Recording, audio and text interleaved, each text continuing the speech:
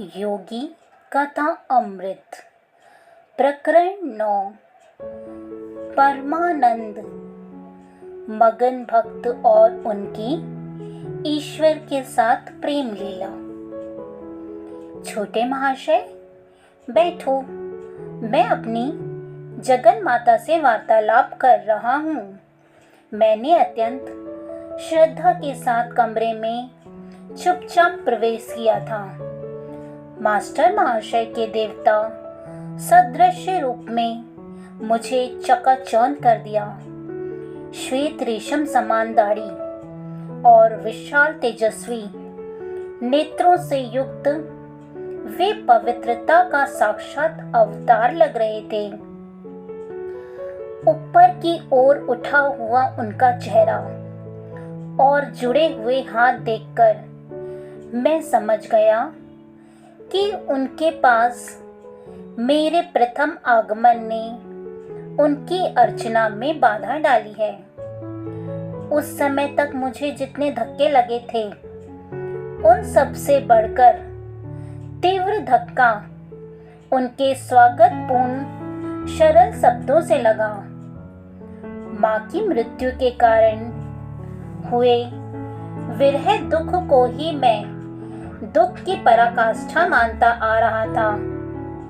अब अपनी जगन माता से विरह की भावना मेरी आत्मा को अवर्णनीय यातना देने लगी। विलाप करते हुए मैं जमीन पर गिर पड़ा। छोटे महाशय शांत हो जाओ। संतवर को सहानुभूतिपूर्ण दुख हो रहा था। किसी अगाध समुद्र में असहाय छोड़ दिए गए मनुष्य की तरह अपने बचाव का एकमात्र उपाय जानकर मैंने उनके चरणों को कसकर पकड़ लिया। महात्मन, आप मध्यस्थता करें। जगन माता से पूछिए, क्या मुझ पर उनकी कृपा दृष्टि होगी? इस प्रकार की मध्यस्थता का वचन सहज ही नहीं दे दिया जाता। अतः महात्मा चुप रहने पर बाध्य हो गए। मुझे समस्त शंकाओं से परे विश्वास हो गया था कि मास्टर महाशय वहां जगन माता से घनिष्ठता के साथ वार्तालाप कर रहे थे। यह सोचकर मैं अत्यंत अपमानित अनुभव कर रहा था कि मेरी आंखें जगन माता को देख नहीं सकती थी, जिन्हें अभी इस समय पर भी उस संत की निर्मल दृष्टि निहार रही थी। निर्लज्जता पूर्वक उनके पांव पकड़े हुए और उनके सौम्य विरोध को अनसुना करते हुए मैं बार बार उनकी मध्यस्थता की कृपा की याचना उनसे करता रहा। मैं परम प्रिय माँ तक तुम्हारी प्रार्थना पहुंचा दूंगा। मास्टर महाशय ने आखिर हार मानकर सहानुभूति पूर्वक धीरे से मुस्कुराते हुए कहा। क्या शक्ति थी उन शब्दों में कि मेरा मन विरह व्याकुलता से तुरंत मुक्त हो गया। महाशय, अपना वचन याद रखिए। माँ का संदेश पाने के लिए मैं पुनः शीघ्र ही आपकी सेवा में उपस्थित हो जाऊंगा।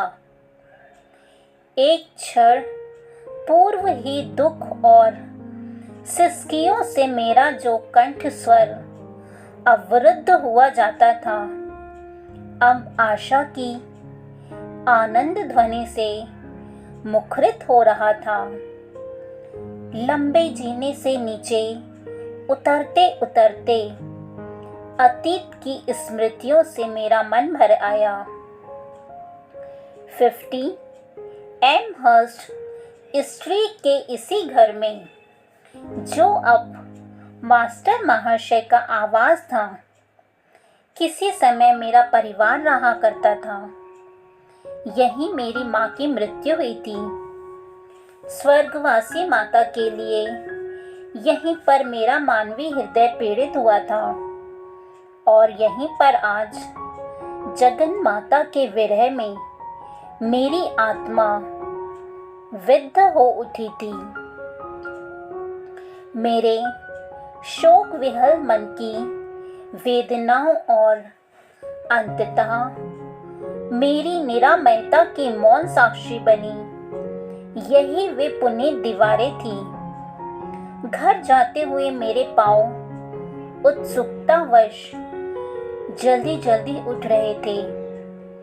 अपनी छोटी सी अटारी से मैं 10 बजे तक एकांत में ध्यान करता रहा। उष्ण रात्रि का अंधकार अचानक एक अद्भुत दृश्य के साथ प्रकाशमान हो उठा। दिव्य आभा युक्त जगत जननी मेरे सामने खड़ी थी। मधुर स्मित करता उनका मुखारविंद परम सौंदर्य का मूर्त रूप था। सदा ही मैंने तुम्हें प्रेम किया है, सदैव मैं तुमसे प्रेम करती रहूंगी। उनका दिव्य स्वर अभी वातावरण में गूंज ही रहा था कि वे अदृश्य हो गई।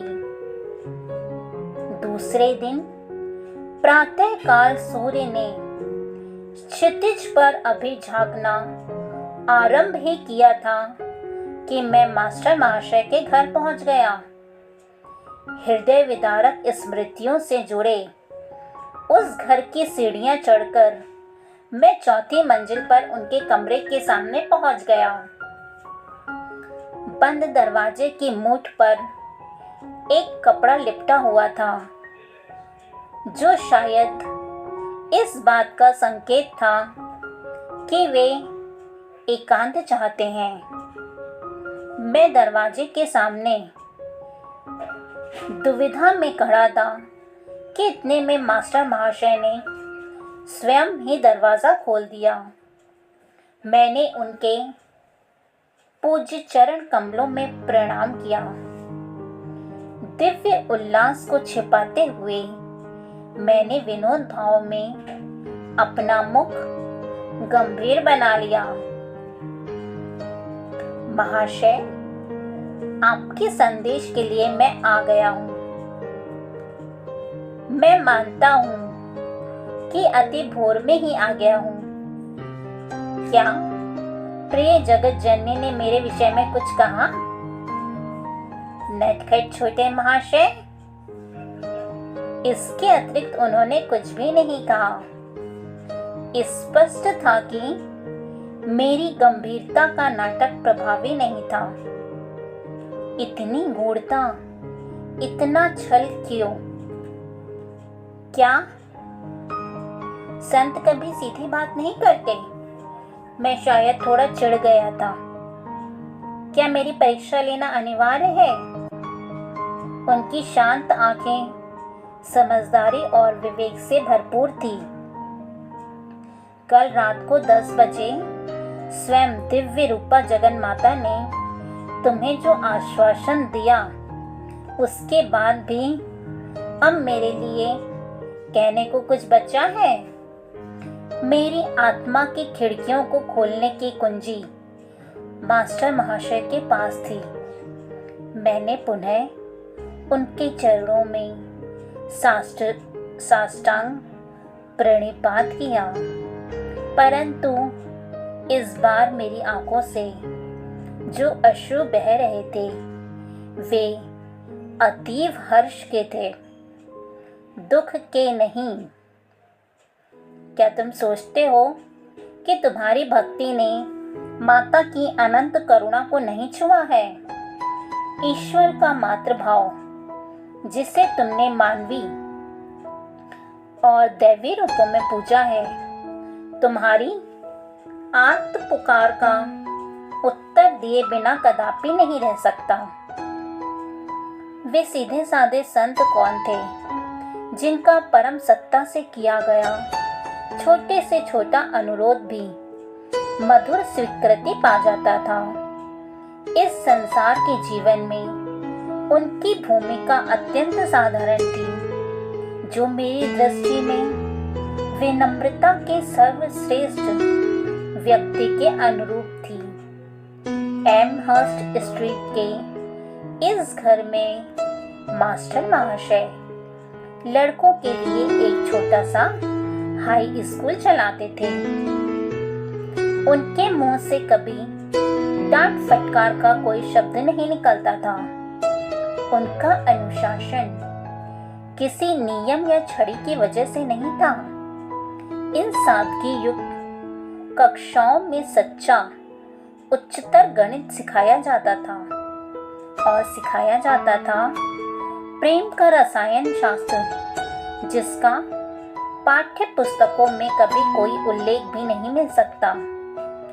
अगम्य प्रतीत होने वाले नीरस उपदेशों की अपेक्षा आध्यात्मिक संसर्ग के द्वारा ही वे अपने ज्ञान का प्रसार करते थे। जगत जननी के विशुद्ध प्रेम में वे इतने चूर रहते थे कि मान अपमान की बाह्य औपचारिकताओं की ओर उनका कोई ध्यान ही नहीं रहता था। मैं तुम्हारा गुरु नहीं हूँ, तुम्हारे गुरु थोड़े समय बाद आएंगे, उन्होंने मुझसे कहा। उनके मार्गदर्शन में प्रेम और भक्ति के रूप में मिली ईश्वर की अनुभूतियाँ उनके अगाध ज्ञान की अनुभूतियों में रूपांतरित हो जाएंगी। प्रतिदिन दोपहर ढलते ढलते मैं एमहर्स्ट स्ट्रीट में उनके घर पहुंच जाता। मुझे मास्टर महाशय के उस दिव्य चषक की चाह रहती थी, जो इतना लबालब भरा हुआ था कि उसकी बूंदें प्रतिदिन मेरे ऊपर छलकती थी। पहले कभी भी इतने भक्ति भाव से मैं नतमस्तक नहीं हुआ था। अब तो मास्टर महाशय के चरण स्पर्श से पुनीत हुई भूमि पर केवल चलने का अवसर मिलने को भी मैं अपना सौभाग्य मानने लगा। महाशय, कृपया इस चंपक माला को धारण कीजिए, मैंने यह खास आपके लिए बनाई है। एक दिन शाम को मैं अपनी पुष्पमाला हाथ में लिए उनके घर पहुंच गया, परंतु बार बार इस सम्मान को अस्वीकार करते हुए वे संकोच से पीछे हट गए। मेरे दुख का अनुभव करते हुए अंततः उन्होंने मुस्कुराते हुए उसे स्वीकार कर लिया।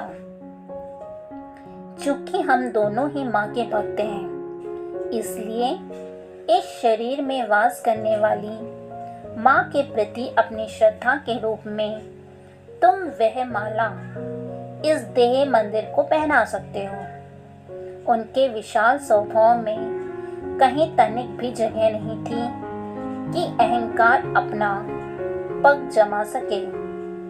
कल हम मेरे गुरु के वास से सदा के लिए धन्य हुए दक्षिणेश्वर के काली मंदिर चलेंगे। मास्टर महाशय ईसा सदृश गुरु श्री राम कृष्ण परमहंस के शिष्य थे। अगले दिन सुबह दक्षिणेश्वर तक की 4 मील की यात्रा हमने नाव से तय की। काले के 9 गुंबदों वाले मंदिर में हमने प्रवेश किया, जहां मां काली और शिव की मूर्ति अति कौशल से निर्मित चांदी के चमकदार सहस्त्र दल कमल पर विराजमान है। मास्टर महाशय आनंद से प्रफुल्लित हो थे। वे अपनी प्रियतम माँ के साथ अथक प्रेम लीला में मगन थे।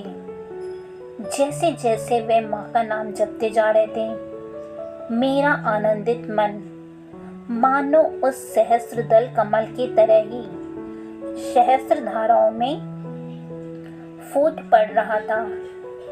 कुछ देर बाद हम दोनों उस पुण्य भूमि में टहलते टहलते झाऊ के झुरमुट में जाकर रुक गए। इस पेड़ की विशेषता स्वरूप इससे झरने वाला मधुर रस मानो मास्टर महाशय के झरते अमृत का प्रतीक था। उनका नाम जब चलता ही जा रहा था। झाऊ के गुलाबी परदार पुष्पों के बीच मैं घास पर सख्त निश्चल शरीर से बैठा रहा। उतने समय के लिए मैं शरीर को भूलकर दिव्य लोकों की यात्रा करता रहा। इस संत के साथ की हुई दक्षिणेश्वर की अनेक तीर्थ यात्राओं में यह प्रथम थी। मास्टर महाशय से ही मैंने ईश्वर के मातृत्व पक्ष या ईश्वरीय करुणा के माधुर्य को जाना। उस शिशु सरल संत को ईश्वर के पितृत्व पक्ष या ईश्वरीय न्याय में कोई रुचि नहीं थी। कठोर सटीक गणितीय निर्णय की कल्पना ही उनके कोमल स्वभाव के विपरीत थी। ये तो पृथ्वी पर स्वर्ग के साक्षात देवताओं के प्रतिरूप हैं। एक दिन उन्हें प्रार्थना करते देख मेरे मन में उनके प्रति प्रेम से भरकर विचार उठा। किसी प्रकार की निंदा आलोचना या गुण दोष का विचार कभी उनके मन में नहीं उठा। वे तो इस जगत को आद्य पवित्रता से चिर परिचित अपनी दृष्टि से ही निहारते थे। उनके काया वाणी मन कर्म सब कुछ उनकी आत्मा की सरलता के साथ सहज सुसामंजस्य रखते थे। मेरे गुरुदेव ने मुझे यही बताया था। अपने हर उपदेश को किसी प्रकार के आग्रह या अधिकार वाणी के बिना इसी श्रद्धा पूरित वाक्य के साथ वे समाप्त करते थे। श्री राम कृष्ण के साथ मास्टर महाशय की एकात्मकता इतनी गहरी हो गई थी कि अपने किसी भी विचार को वे अब अपना विचार नहीं मानते थे। एक दिन संध्या समय मास्टर महाशय और मैं एक दूसरे का हाथ थामे उनके स्कूल के पास वाले रास्ते पर चल रहे थे। मेरा आनंद फीका हो गया जब एक परिचित घमंडी व्यक्ति वहां आ पहुंचा। उसने अपने लंबे प्रवचन से हमें तंग कर दिया। मैं देख रहा हूं कि तुम इस आदमी से प्रसन्न नहीं हो, मास्टर महाशय का कि मेरे कान में यह फुसफुसाहट अपने ही बातों में मगन उस घमंडी को सुनाई नहीं दी। मैंने इस बारे में जगन्माता को बता दिया है। उन्हें भी हमारी दुखद परिस्थिति का ज्ञान है। उन्होंने वचन दिया है कि जैसे ही हम उस लाल मकान के पास पहुंचेंगे वे इस आदमी को एक अत्यावश्यक काम को याद दिला देंगी। मेरी दृष्टि उस मुक्ति स्थल पर लगी रही। उसके लाल द्वार तक पहुंचते ही अपना अधूरा वाक्य भी पूरे किए बिना और कुछ भी कहे बिना वह व्यक्ति अचानक मुड़कर चला गया। विशुद्ध वातावरण में फिर से शांति छा गई। धन्यवाद। इसके आगे का नेक्स्ट पार्ट में